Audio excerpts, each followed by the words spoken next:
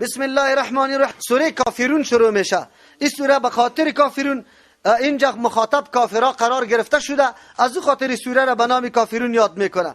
این سوره 18ام سوره است که قبل سوره فیل و بعد سوره ماعون نازل شده. سوره مکی است او بسیار درس مهم برای آینده ما مسلمانان داره. موضوع سورت اینمیسته که مسلمان در هیچ مقطع تاریخ در هیچ زمان پیشنهاد کفار نپذیره و نرمی نشان نده، در مقابل کفار هیچگاه هماهنگ نشوه.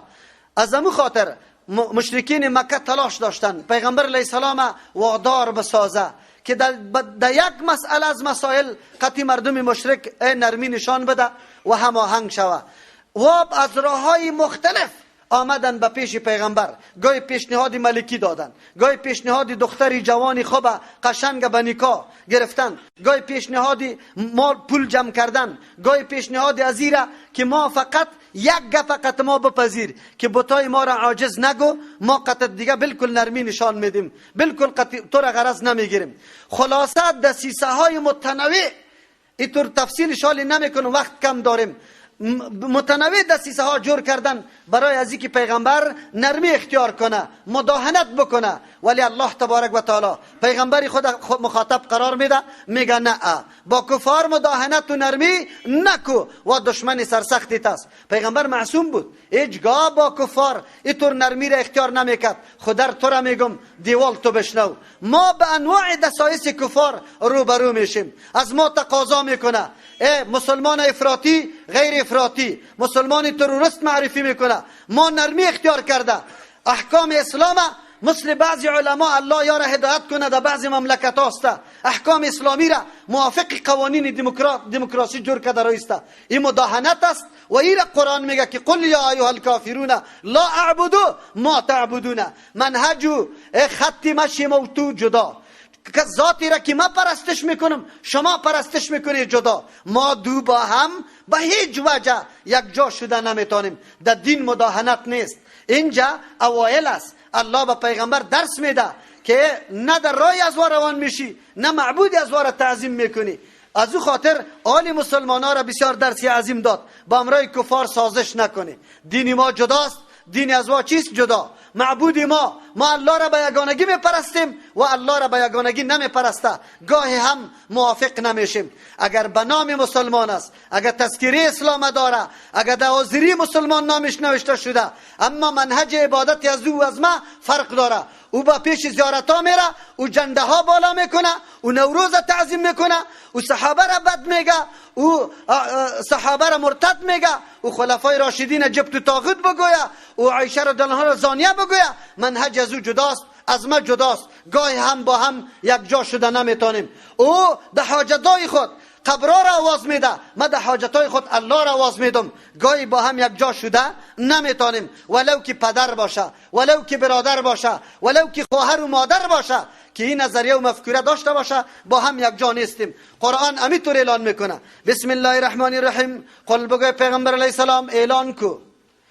کو دندانی از یارا، تمی دندانی از یارا بکش که یاد دیگه تم نکنه در مورد تو. یا ایها الکافرون، ما قطعی شما ضدیت نداریم. ضدیت اینا بنابر یک صفت است.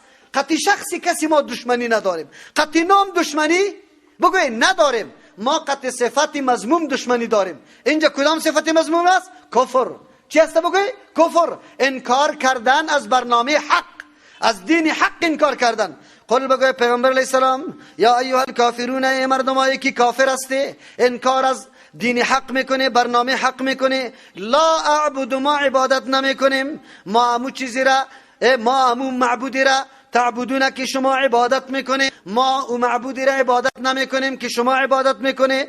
ولا انتم، نیست شما عابدون عبادت کننده، ما همون معبودی را اعبدو که ما عبادت میکنیم و هم عبادت میکنه.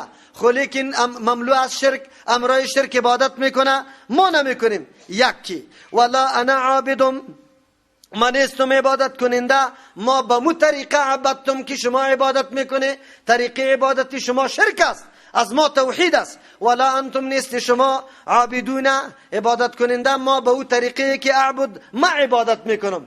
طریق ما جدا، راه ما جدا، معبود ما جدا، هدف ما جدا، یک جا شده نمیتونیم دیگه این پیشنهادهای بی اساس بی فایده را دور کنه. با هم یک جا شده نمیتونیم. تقریب در بین مسلمان یهود و نصارا آمده بگوی نمیتونه. دنیا عالی تلاش داره. شما این برنامه های تلویزیونی و رادیویی، این مبصرین محترمایی که سالات در خدمت از وقت تیر کرده میخواه اسلام قطعی نصرانیت و یهودیزم چی کنه؟ بگوی مخلوط بسازه و از یک دینی مخلوط جور بکنه او معرفی کنه که اسلام دینی سازگار است، قطعی هر دین جور میه. این گپ غلط است. اسلام هویت مشخص داره، دینی مشخص داره، رای مشخص داره، هدفی مشخص داره. با کسی هماهنگ شده نمیتونه. اگر کسی مسلمانی واقعی است این صورت به می خاطر نازل شده و به می لکم دینکم برای شما اجازت دادن نیست، این براءت اعلان کردن است. لکم دینکم برای شما همون نظامیتان از همون پیروی میکنه، هر چی که میکنه زود است که در سرنوشت همون نظام برسه. و ولی دین برای من دینیم است، آیین و نظام خودم است، من تابعش هستم، سری خود تطبیق میکنم و با کسی هماهنگ نمیشم. یک برادر گفتم جر بحث ما زیاد شد، من گفتم برو معاذ الله طلب میکن، تو از قبر طلب کن. برو که باز در کدام سرنوشت میرسی. مردم که قطتان جنجال کرد بگو خوب است، که قبول نمیکرد بگو 20 بیرق بالا کن.